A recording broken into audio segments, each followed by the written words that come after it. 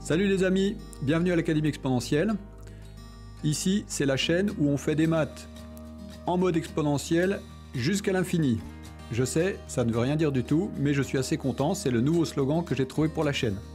Alors aujourd'hui, je vous ai convié pour une vidéo sur mon sujet favori en mathématiques, à savoir l'intégration. On va étudier une fonction définie par une intégrale. Alors si ça vous intéresse, eh bien installez-vous et on va voir ça tout de suite sur notre tableau. Comme d'habitude, pour m'aider à soutenir la chaîne, les pouces, les abonnements si ce n'est pas encore fait.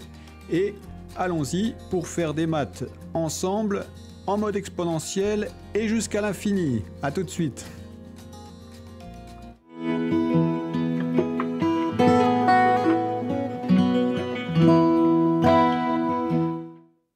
Alors donc on veut étudier la fonction phi définie par phi de x égale l'intégrale entre x et 2x de exponentielle de moins t carré dt pour x réel. Alors on veut justement vérifier pour commencer que phi est défini sur R et puis étudier sa parité et son signe. Ensuite montrer que phi est de classe C1 et calculer sa dérivée, puis le tableau de variation avec les limites en plus l'infini et en moins l'infini. Alors le fait que la fonction soit définie. La fonction t donne exponentielle de moins t carré est continue, elle est même c infini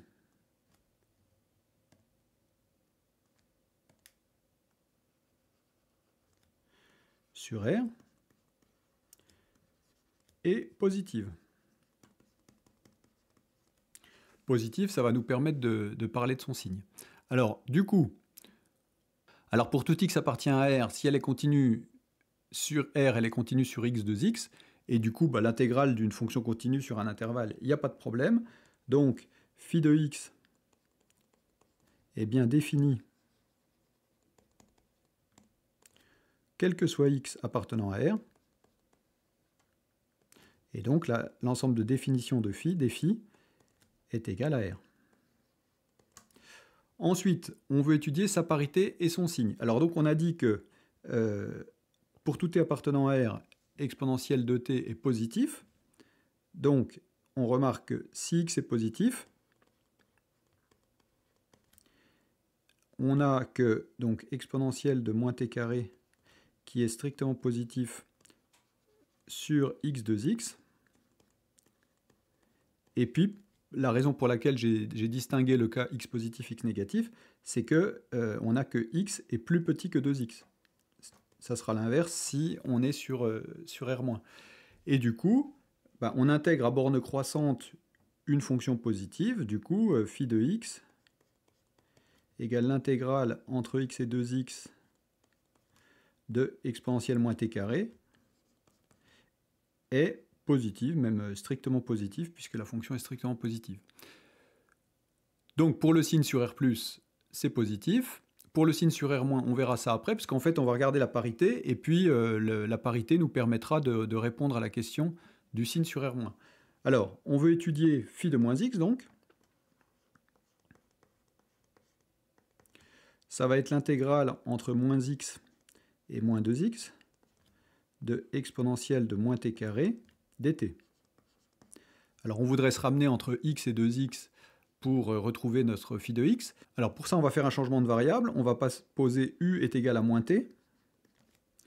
On va avoir que dt, du coup, est égal à moins du, puisque t égale moins u, évidemment. Et puis, si t va de moins x à moins 2x, eh bien u va aller de x à 2x, et on va se ramener à notre intervalle de départ. Donc, ça va nous donner l'intégrale entre x et 2x de exponentielle de moins, entre parenthèses, moins u au carré, donc dt, c'est-à-dire moins du, c'est-à-dire moins l'intégrale entre x et 2x, de exponentielle de moins, alors moins u au carré, évidemment c'est la même chose que u au carré, donc u au carré du. Et là on reconnaît phi de x, alors évidemment dans la définition de départ on avait t, maintenant on a u, mais on sait bien que c'est juste une variable d'intégration, ça n'a aucune importance, on pourrait mettre la lettre qu'on veut. Donc on a phi de moins x égale phi de x, c'est-à-dire que la fonction phi est impaire.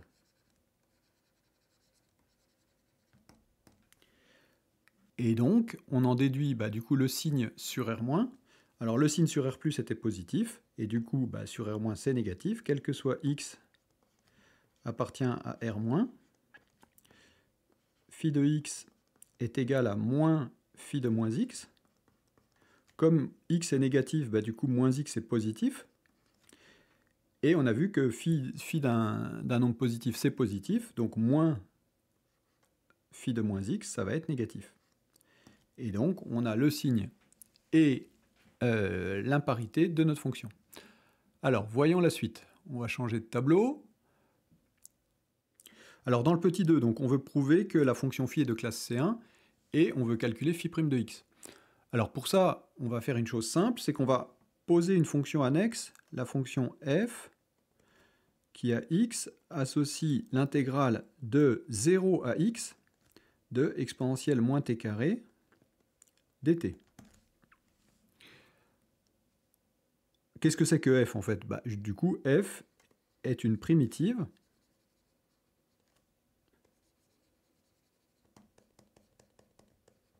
de notre fonction de départ, c'est-à-dire de t donne exponentielle moins t carré. Or, t donne exponentielle moins t carré est continu.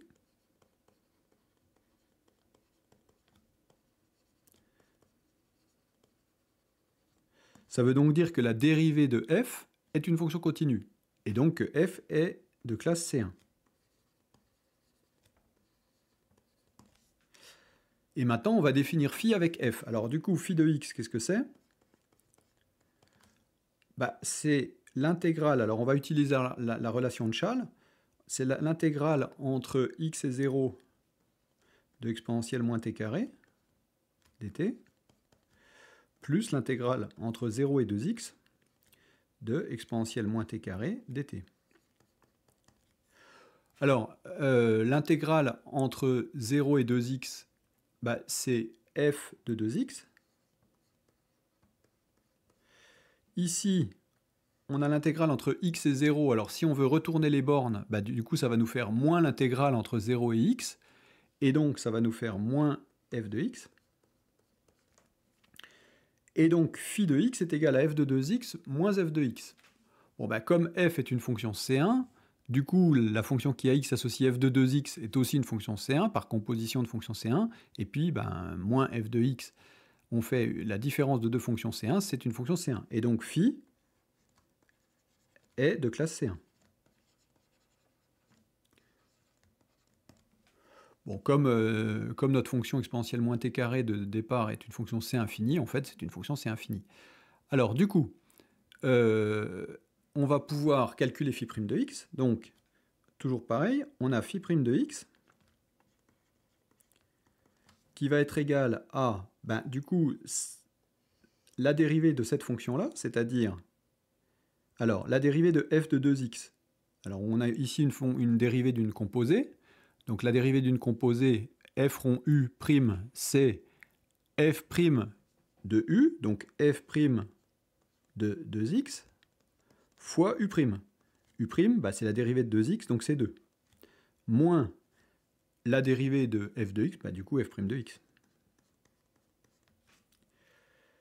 Mais qu'est-ce qu'on sait? On sait que f est une primitive de exponentielle de moins t carré, donc ça veut dire que f' de x est égal à exponentielle de moins x carré.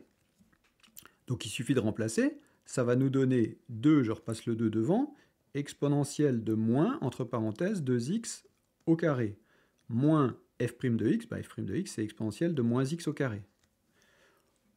Ensuite, il suffit juste de simplifier ça, donc ça nous fait 2 exponentielle de, alors 2x au carré ça fait 4x carré, donc moins 4x carré, moins exponentielle de moins x carré. Et puis on met exponentielle de moins x carré en facteur, c'est toujours bien de factoriser quand on a une dérivée, puisqu'on va vouloir étudier son signe, et ça nous fait 2 exponentielle de moins 3x carré, moins 1. Ici, évidemment, on applique la règle sur les exponentielles. Exponentielle de a plus b est égal à exponentielle de a fois exponentielle de b. Et du coup, exponentielle de moins x carré fois exponentielle de moins 3x carré, ça fait exponentielle de moins 4x carré. Donc voilà pour la dérivée. Alors tant qu'on y est, on va étudier le signe de cette dérivée. Donc on va calculer quand est-ce que phi' de x est positif ou nul. Ça va être équivalent au fait que exponentielle de moins x carré facteur de 2 exponentielle de moins 3x carré moins 1 soit positif ou nul. Comme l'exponentielle de moins x carré, c'est toujours strictement positif pour tout x appartenant à R, et bien du coup, c'est équivalent au fait que 2 exponentielle de moins 3x carré moins 1 soit positif ou nul. Ça, c'est équivalent au fait que exponentielle de moins 3x carré soit supérieur ou égal à, alors je passe le moins 1 de l'autre côté, ça devient plus 1, je divise par 2, donc ça fait 1/2. Ça, c'est équivalent, alors ici on va appliquer le ln, on a a plus grand que b, qui est lui-même positif, et donc c'est équivalent au fait que ln de a est plus grand que ln de b, et donc si j'applique le ln de exponentielle de moins 3x carré, bah, ça fait moins 3x carré, qui va être supérieur ou égal à ln de moins 1,5, ln de 1,5, pardon. Je dis moins parce que je pense tout de suite que ln de 1,5, ça va faire moins ln de 2, donc ça nous fait moins 3x carré, supérieur ou égal à moins ln de 2. Alors on a moins des deux côtés, on supprime les moins, mais attention, évidemment, si on supprime les moins, ça veut dire qu'on multiplie par moins 1, qui est un nombre négatif, comme chacun sait, et donc on retourne le signe d'inégalité. Donc ça nous donne 3x carré inférieur ou égal à ln de 2. Et puis ensuite, ça nous fait x carré inférieur ou égal à ln de 2 sur 3. Alors, on n'a pas tout à fait fini. On a x carré, on veut x. Attention, attention, là, je vais préciser un peu parce que je donne des cols chaque semaine, comme vous savez. Et chaque semaine, enfin pas chaque semaine parce qu'on ne tombe pas toujours là-dessus, mais très régulièrement, je vois des erreurs à propos de ça, évidemment. On me dit que, du coup, x est plus petit que la racine de ln de 2 sur 3. Alors, n'oubliez pas la forme de la courbe de la fonction x carré. Ici, on est sur R. Donc ici, si je prends un nombre A, ici mon nombre A, bah, c'est ln de 2 sur 3, un nombre positif, je vois que j'ai deux antécédents, comme vous savez, et quand est-ce que je vais être inférieur ou égal à A avec x carré? Bah, du coup, ici. Donc, entre racine de A et moins racine de A, ou plutôt entre moins racine de A et racine de A, ça serait plus intelligent. Et ici, racine de A. Moins racine de A, je vais y arriver. Alors, du coup, ça nous donne, je reprends mon stylo bleu, x appartient à l'intervalle, donc, alors c'est inférieur ou égal, donc intervalle fermé, moins racine de ln de 2 sur 3, et racine de ln de 2 sur 3. On a donc le signe de notre dérivée, et on va pouvoir faire le tableau de variation. Alors, on change de page pour terminer notre exercice, donc on veut maintenant faire le tableau de variation, les limites. Du coup, alors je vais essayer de faire ça à peu près droit. Je vais prendre mon stylo qui trace droit. Alors, x moins l'infini plus l'infini. Qu'est-ce qu'on va mettre comme valeur intermédiaire? Donc, moins racine de ln de 2 sur 3. On va mettre aussi 0, puisque c'est là qu'on a le changement de parité et puis le changement de signe. Et puis, racine de ln de 2 sur 3.